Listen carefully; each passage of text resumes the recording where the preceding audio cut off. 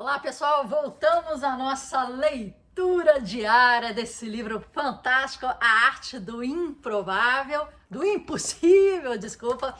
Olha, recebi o curso, na verdade, a Masterclass chamada ROI da Leitura, do autor. Quem lembra, nos últimos vídeos eu tinha falado que eu fiz uma consultoria com a empresa do autor. E foi muito legal, foi em inglês, foi uma consultoria de business para o meu negócio. Espero que as coisas, né, fluam, né? Vou tentar observar o que eles falaram. Mas como um bônus por ter marcado aquela consultoria, eu ganhei uma masterclass que é o ROI da Leitura, baseada num capítulo aqui desse livro, tá? Foi bem legal. Não acho que foi tão profundo e tão cheio de conteúdo quanto eu esperava, ainda mais, né, de um cara nesse porte. Achei que a entrega devia ser maior. Mas foi um local de muitas referências, muitos insights, e que depois eu vou fazer um vídeo para vocês com o mesmo nome, para a gente não se perder, ROI da Leitura, aí com os insights que ele trouxe e com os insights especificamente desse capítulo aqui. Mas vamos continuar a ler. Aqui a gente está na página 89, entrando aqui, olha, na A Ferocidade de um Hábito. Vamos lá na nossa leitura? Peter Diamandis é um homem ocupado. Meu bom amigo e coautor frequente, Abundância, Bold, The Future is Faster Than You Think. Os 3 livros eu já li, são muito bons. Abundância está desatualizado, mas foi muito bom na época, os conceitos ainda valem. Bold, né, que são para negócios exponenciais, bem interessante, sugiro a leitura. And The Future is Faster Than You Think. Ele é como se fosse uma atualização da Abundância. Então, se você não leu, lê The Future is Faster Than You Think.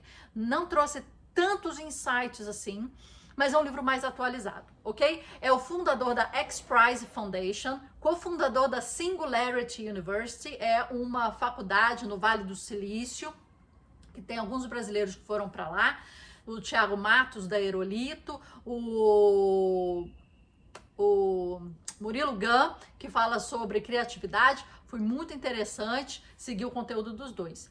E a força empreendedora por trás de 22 companhias diferentes.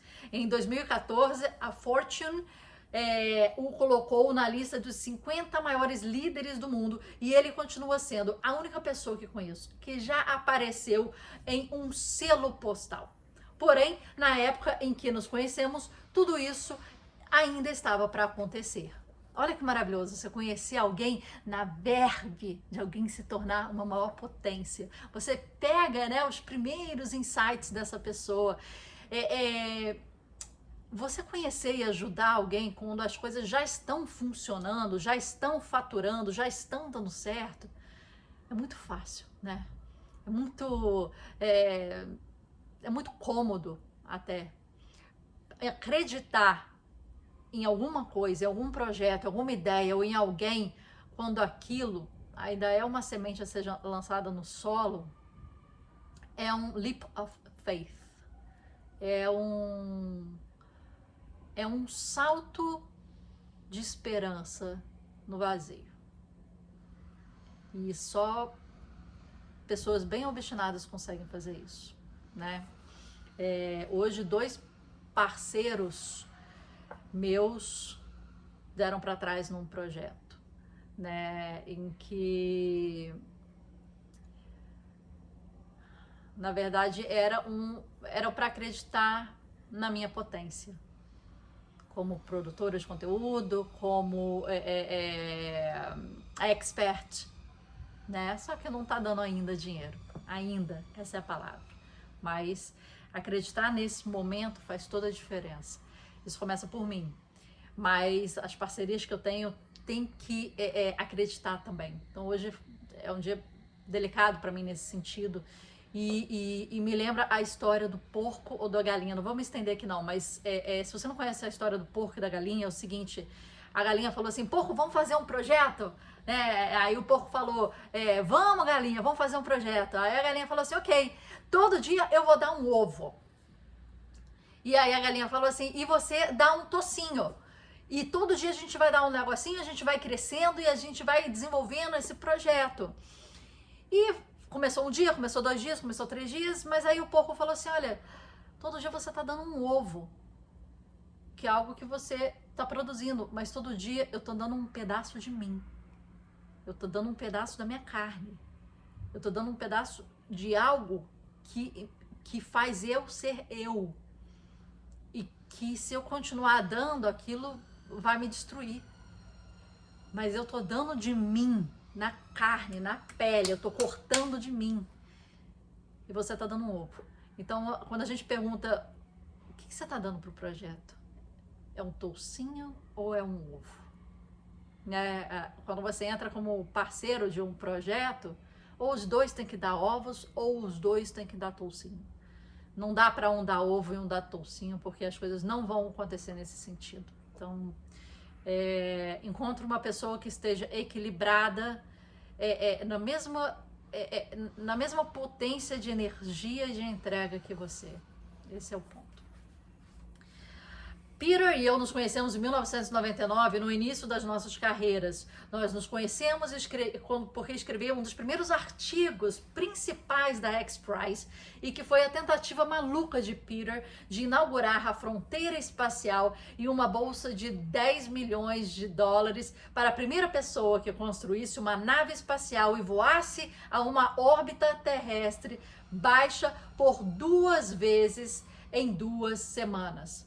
Uma nave reutilizável era a única coisa que a NASA não conseguia construir, mas continuava sendo uma possibilidade tentadora, o qual Elon Musk fez acontecer. Pessoas que mudam o jogo, mesmo muita gente não acreditando nelas.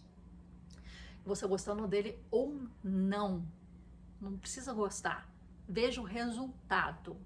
E ponto. Ele fala, os resultados falam por si só. Se não queimássemos nossos foguetes toda vez que partíssemos do planeta, o custo de sair do mundo despencaria. Peter sentiu que esse era o primeiro passo necessário para abrir a fronteira espacial. Passei 6 meses escrevendo a reportagem, entrevistando dezenas de especialistas ao longo do processo. Todos concordavam, Peter estava com um parafuso a menos. Uma nave espacial reutilizável nunca seria possível. A NASA disse que custaria bilhões de dólares e exigiria dezenas de milhares de engenheiros. Todos os principais fabricantes aeroespaciais reiteraram essa opinião da NASA, apenas com uma linguagem mais enfeitada. Ganhar o prêmio X-Prize, de acordo com todos os principais especialistas dos mundos, era absolutamente impossível. Não por muito tempo. Menos de uma década depois, o projetista aeroespacial independente Burt Rutan lançou o Spaceship One em órbita terrestre baixa. 2 semanas depois, ele repetiu o feito. Ele teve 10 mil engenheiros ajudando a causa? Não. Custou bilhões de dólares? Até parece, né? O preço da etiqueta era 20 milhões de dólares.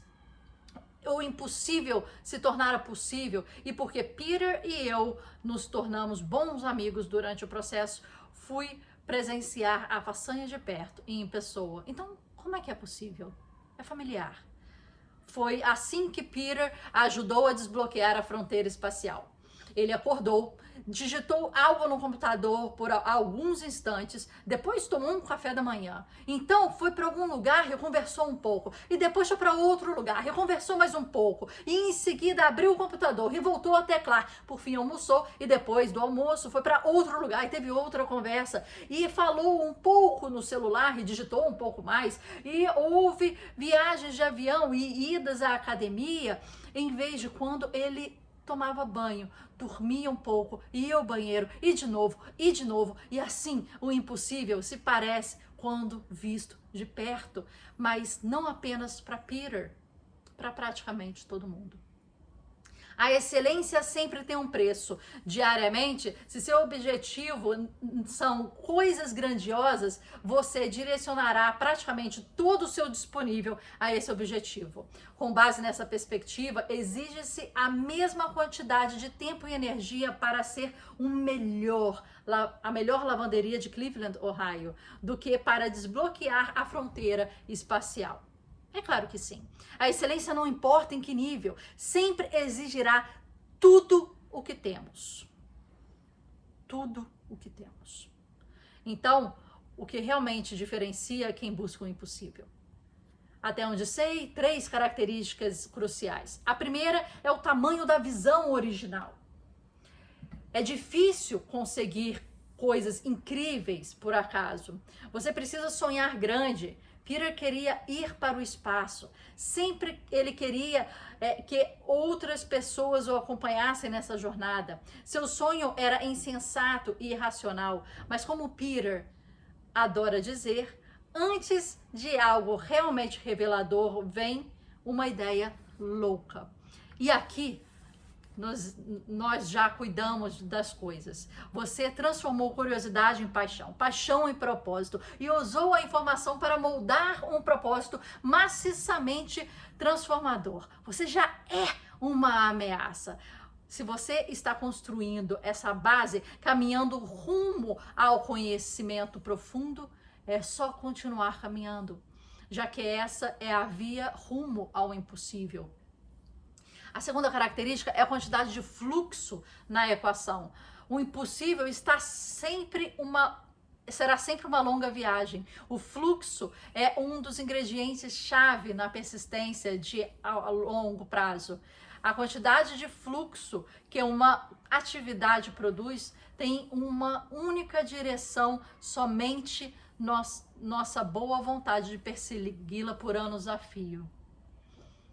Mas aqui você também está contemplado. Todos os passos deste guia foram elaborados em torno de gatilhos de fluxo. Portanto, apenas o fato de segui-los deveria aumentar o tempo que você passa nesse estado. Falaremos mais isso posteriormente. A terceira característica que os caçadores do impossível têm em comum é o que passei a chamar de hábito da ferocidade. Essa é a habilidade de encarar de forma imediata e automática qualquer desafio. Sempre que as pessoas de desempenho máximo se deparam com dificuldades na vida, intrinsecamente elas as enfrentam. Na verdade, elas as enfrentam antes mesmo de pensar em não enfrentar. Diante de obstáculos de vida, os maiores entre os maiores não precisam se preocupar em manter o percurso. Sua pilha motivacional é tão bem organizada e os reflexos de sua determinação são tão bem treinados que encarar um desafio acontece sem querer notarem. Isso é importante por alguns motivos. Primeiro, porque nosso problema já conhecido, não atingimos o nível de todas as expectativas. Caímos no nível de nosso treinamento. A ansiedade dentro de uma RMF é um pouco parecida com o TOC. O TOC. Uma pequena rede, um circuito de pensamento estreito, o cérebro girando em círculos ao redor de si mesmo, sem conseguir parar e sem nenhuma solução nova. Qualquer caminho rumo ao desempenho máximo, se você não desenvolver o hábito da ferocidade, ou seja, automatizar a tríade motivacional de impulso, objetivos e determinação, mais cedo ou mais tarde tropeçará no próprio medo. Isso é biologia básica. Impulso, objetivos e determinação. Segundo, obviamente, porque o impossível não é fácil, mas o hábito da ferocidade lhe permite pegar toda essa energia que vem do sofrimento e transformá-la em combustível. Meu melhor amigo, o Michael Wharton, praticava atletismo durante o ensino médio. Ele tinha um técnico excelente, com métodos incomuns. Quando saíam para corridas longas, sempre que se separavam com uma ladeira, a equipe tinha que mudar totalmente o foco para as habilidades básicas do atletismo. Passadas longas, braços fortes, pontapés elevados. Repare que o foco não estava na velocidade e na aceleração, mas na técnica perfeita que com o tempo resulta na velocidade e na aceleração. No início, é claro, isso era um saco. Os treinos eram extremamente cansativos, porém, logo eles se acostumaram. Depois, tornou-se um desafio que eles conseguiam enfrentar. Então, sua habilidade e sua velocidade aumentaram e, de repente, as subidas se tornaram parte do programa. Depois de um tempo, a equipe sequer notava. Eles dariam a cara com a ladeira e, antes que dessem conta de que estavam fazendo, estariam no meio do caminho dela, subindo rápido. E era uma vantagem notável. Quando a maioria dos corredores vê uma ladeira, todos, exceto os de elite, reduzem a velocidade. Uma resposta automática, pois o cérebro tenta reservar energia, e os da elite, por sua vez, tentam manter o ritmo. Mas a equipe de Michael aprendeu a acelerar diante do desafio. Isso é ferocidade virando hábito. Então você vê um desafio, você não dá aquela tá ali a montanha, você até acelera, porque você sabe que a montanha vai automaticamente reduzir o seu ritmo. Então você acelera para compensar, né? Isso. Ferocidade. A boa notícia: uma ação orientada produz mais fluxo, principalmente porque ela o convida a sempre perseguir o equilíbrio entre os desafios e a habilidade. A má notícia: nada aqui acontece rápido. O hábito que você está perseguindo dá muito trabalho, porém sem ele, o impossível continua sendo impossível. Em termos diferentes, William James inicia o primeiro manual sobre psicologia já escrito com a discussão sobre o hábito. Por que o hábito? Porque James estava convencido de que seres humanos são máquinas de hábitos e de que a maneira mais fácil de viver uma vida fora do comum é desenvolver hábitos fora do comum também. Como dizia o ditado, semeie uma ação e colherá um hábito, semeie um hábito e colherá um caráter, semeie um caráter e colherá um destino. Legal grifar isso aqui, olha. Ação, hábito, caráter, destino. Isso aí. Aqui a gente fala essa frase um pouquinho diferente, né? Vocês lembram?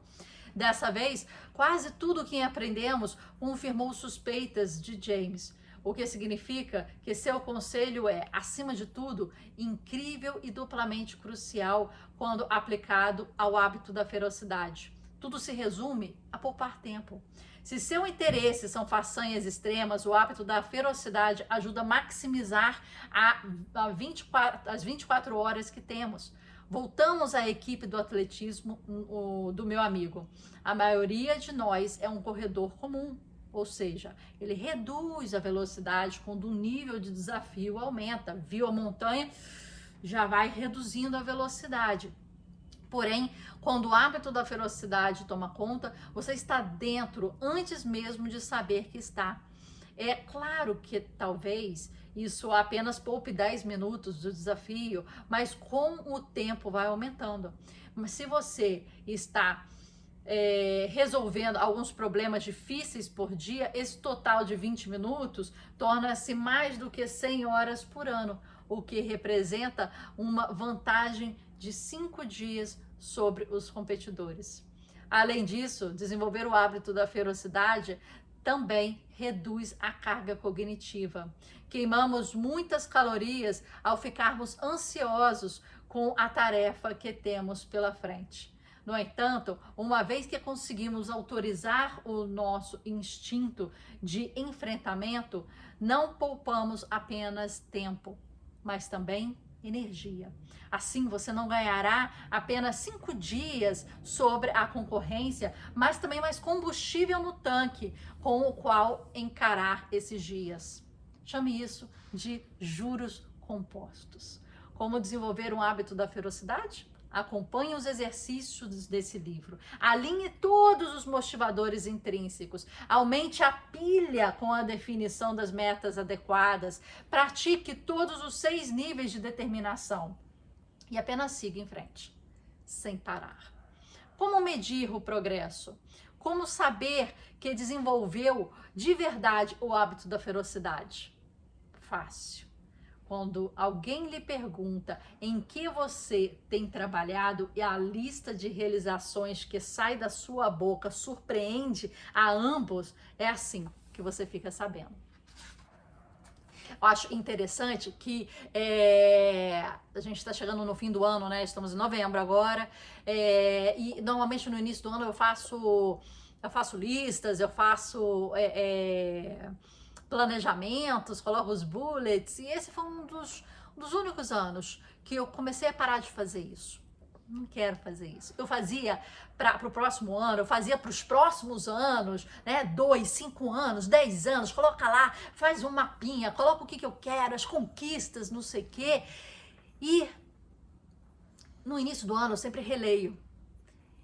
E invariavelmente me frustro, né? Porque a realidade projetada no Excel é sempre muito mais bonitinha, muito mais legalzinha, né? Do que a realidade física, que acontece nos contratempos, e a gente não consegue muita coisa que a gente planejou. Mas o que eu tenho feito nos últimos anos tem ajudado, talvez essa seja uma boa dica para você, é chegar no final do ano e, na verdade, ir escrevendo ao longo do ano, mas você tem uma lista de tudo o que você fez, porque às vezes a gente esquece.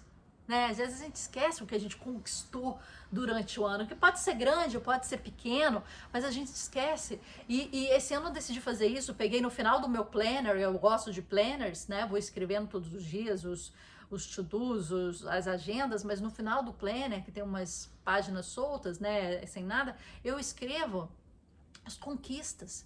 E volta e meia eu termino alguma coisa, eu consigo concluir um ciclo, eu boto lá e revejo o que eu já conquistei. Cara, isso é importante a gente celebrar, né? Esse ano eu lancei 2 cursos. Eu lancei um livro que virou best-seller da Amazon. Amanhã eu lanço meu 2º livro esse ano. E quem sabe ele também vai ser um best-seller. Esse ano eu fiz uma exposição grande nos Correios de Niterói, com 2 salas de exposição. Eu lancei um novo podcast, eu tenho 2 podcasts, eu tô chegando a 75 entrevistas no meu podcast com convidados, e mais, e tudo esse ano. E se eu chegar no final do ano, eu só começar a olhar para o próximo, sem agradecer o que eu conquistei, sem saber e me dar conta que eu conquistei esse ano, eu não vou agradecer. E agradecer é muito importante. Então eu resolvi fazer uma lista ao longo do ano do que eu consegui concluir. Porque no início do ano eu estava assim, o que eu vou fazer? São os projetos que estão idealizados, que estão na mente, que estão abertos. Mas fechar projetos, parir projetos, dar luz, dar vida, né? Dar um carrinho de compras, dar uma entrega, né? Receber feedbacks. Isso é importante. Porque muitos projetos morrem em gavetas, na verdade. E esse foi um dos temas do meu podcast Papo de Artista dessa semana, que eu tô tendo críticas fantásticas. Eu até chorei falando, e as pessoas estão falando, cara, foi muito forte, foi muito legal, foi muito potente o que você colocou. Vê só lá os comentários que tem, e foi muito bom. Então, eu vou colocar aqui embaixo esse link para você do podcast. Não deixe os seus projetos morrerem depois de você, é o nome. Tira os projetos da gaveta, né?